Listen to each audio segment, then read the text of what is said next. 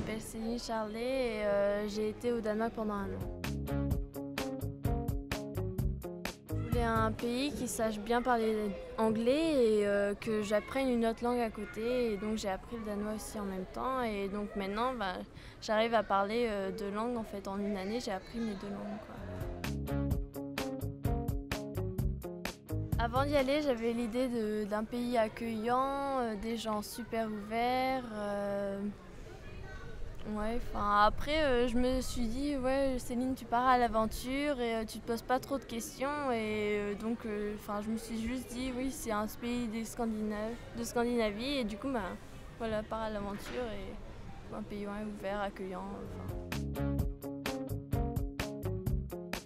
Les gens ils sont froids au début, mais après, quand tu as déclenché une barrière, en fait, quand tu as passé une barrière avec les amis ou la famille, ils sont super attachants et super. Tu peux faire plein de sorties, mais en fait, il faut passer la barrière, quoi. Super bien, parce que j'ai été accueillie par AFS Danemark, et donc j'ai eu un camp de 3 jours, je crois, avec tous les accueillis. Et là, on avait vraiment une super bonne ambiance, mais en même temps, tout le monde ne se comprenait pas parce que moi, j'étais nulle en anglais, sincèrement. Et donc, j'essayais de parler en anglais, en français, en espagnol, j'essayais de parler un peu toutes les langues. Et comme j'étais la seule aussi partie au Danemark, c'était assez drôle et j'ai un bon souvenir. Et après, AFS, mon chapter, m'a pris à part, avec tous les accueillis, et on a fait un goûter pour se connaître, pour dire, AFS nous dit, là vous êtes ensemble, c'est un peu, pour moi après au sud de l'aventure, c'était un peu comme ma seconde famille d'accueil, et après on a reçu les familles d'accueil, et on a parlé, et après la visite avec la famille, la maison, et tout tralala, quoi. Les premières difficultés, c'était l'incompréhension de la langue, parce qu'ils parlaient tout le temps en danois et moi je comprenais pas. Et après, l'incompréhension de la langue, se sentir un peu à part parce qu'ils parlaient danois, ils rigolaient et toi t'étais toute seule. Et c'est bien drôle de rire, mais tu te sentais un peu seule et des fois t'avais l'impression qu'ils rigolaient de toi alors qu'ils rigolaient peut-être pas forcément de toi. Mais bon. Je me suis vraiment sentie tout de suite bien dans ma peau et ma famille était vraiment super pour ça. Elle me laissait faire tout ce que je voulais, donc j'étais libre et je faisais tout ce que je voulais. Je prenais le bus moi-même. Si je voulais aller avec mes amis, ma famille m'autorisait. Je me suis vraiment sentie bien et dans ma peau directement, en fait. Donc, même s'il y avait le danois qui m'empêchait, je parlais en anglais ou des choses comme ça, mais ça me gênait pas forcément. Mon année du côté lycée s'est super bien passée. Le lycée au Danemark, c'est vraiment extraordinaire. On peut vraiment faire tout ce qu'on veut.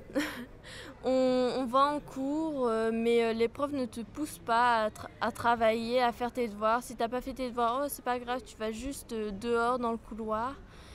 Tu es avec ton ordinateur tout le temps et tu peux sortir ou tu peux rentrer, tu peux faire. T'es vraiment libre au lycée. Et après, t'as aussi 1 fois par mois, t'as des cafés où tu peux. Après, c'est le vendredi soir de 4h à 6h. Où tu t'installes autour d'une table et autour d'un café ou d'un thé ou je ne sais trop quelle autre boisson. Et 1 fois tous les 2 mois, tu avais une soirée aussi au lycée où tu avais la musique à fond, tous les Danois qui dansaient, qui se libéraient et ils te parlaient comme si tu étais sa meilleure amie alors que d'habitude c'était juste un bonjour, des choses comme ça. Et c'était vraiment super. Beaucoup d'indépendance. Beaucoup de liberté aussi, d'autonomie. J'ai appris beaucoup de choses sur moi-même en même temps parce que la famille elle n'était pas souvent à mes côtés des fois. Donc, j'ai appris énormément sur moi-même et ça m'a apporté énormément de choses. Un petit conseil, il ne faut pas hésiter à apprendre la langue danoise aussi et pas se dire c'est juste pour progresser en anglais, il faut aussi parler en danois parce que c'est quand même leur langue et il faut être respectueux pour ça et ils y tiennent. Même s'ils sont super forts en anglais, ils y tiennent quand même. Et ça leur fait super plaisir. Après, quand tu parles en danois, ils font « Oh, tu parles en danois ?» Et aussi sortir avec les étudiants en échange aussi. Moi, je l'ai fait et ça m'a soutenue énormément. Quand j'allais mal, les étudiants en échange, ils étaient là pour moi aussi. Et en même temps, sans mine de rien, on parlait de nos problèmes et ils disaient « Ah bah oui, vas-y, fais ça ou parle à ta famille ou essaye d'apprendre le danois. » Et ça m'aidait vachement. Ou sinon, on faisait juste des sorties et on rigolait ou on oubliait les soucis ou des choses comme ça. Et c'était vraiment super en fait. Les étudiants en échange, sortir avec des étudiants en échange et avoir des amis du monde entier.